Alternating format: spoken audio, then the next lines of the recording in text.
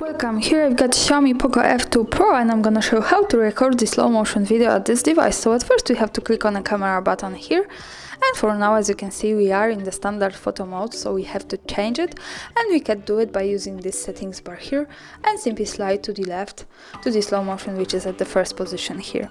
And as you can see here, we can start recording by using this big red button, and also the important information is that we can control the speed of the slow motion. Here in the center we can pick from 960 fps, 120 fps and 240 fps, so I'm going to stay on this and start recording to show you how it works.